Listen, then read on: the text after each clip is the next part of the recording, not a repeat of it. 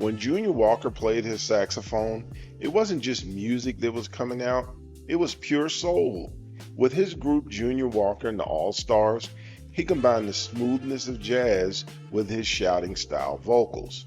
The group was one of the popular acts on Motown in the mid to late 1960s.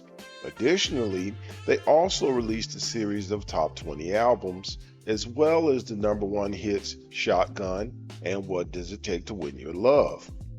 Autry DeWalt Nixon Jr. was born June 14, 1931 in Blytheville, Arkansas. However, he grew up in South Bend, Indiana. His mother, Maria, was only 15 years old when he was born. Junior got his stage name from his stepfather, Roosevelt, whose last name was Walker. He also gave Autry the nickname Junior. Learning to play the saxophone while he was in high school, Junior's playing style was influenced by the jump blues, which was up-tempo music that combined blues, boogie-woogie, and jazz. Jump blues was most popular during the 1940s. Artists like T-Bone Walker, Louis Jordan, and Big J. McNeely were some of the most popular acts who played this style of music.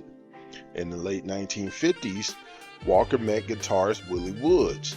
The two men then formed the band The Jumping Jacks. A little bit later, the duo would add James Graves on drums and Vic Thomas on keyboards to become a complete band. Later, the group would change their name to the Junior Walker All-Stars. One night, Johnny Bristol, who would later work for Motown, heard the band in the club. He liked what he heard, and he talked to Harvey Fuqua about them. Fuqua would also later work for Motown. At the time, he owned two labels, the Tri-Fi record label and the Harvey Records label. Fuqua listened to the All-Stars, and he was also impressed and decided to sign the group. The All-Stars would release several singles on Fuqua's Harvey record label. In 1963, Motown would buy Fuqua out of both of his labels and sign the All-Stars into the Motown stable of acts. We're going to take a time out from our story to ask you to like, subscribe, share, comment, hit that notification bell, and repeat when it comes to our videos. Now, back to our story. Once the All-Stars joined Motown, the group would change their name once again. Now they were known as Junior Walker and the All-Stars. From there, Junior and his band would take off. They came out smoking, literally, with their debut album Shotgun in 1965. The album, which was released on Motown's Soul subsidiary, went number one. The title song also went number one.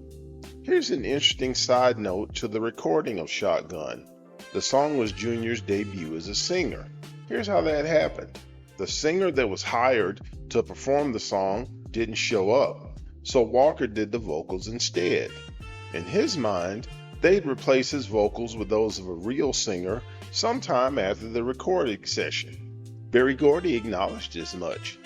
However, later, Gordy decided to keep Junior's performance instead of getting someone else to do it, much to Walker's surprise. Also off their debut album, the songs Do the Boomerang, Cleo's Back, I'm a Road Runner, and Shake and Finger Pop all hit the top 20. The group's next album, titled Road Runner, was released in 1966 and went number 6.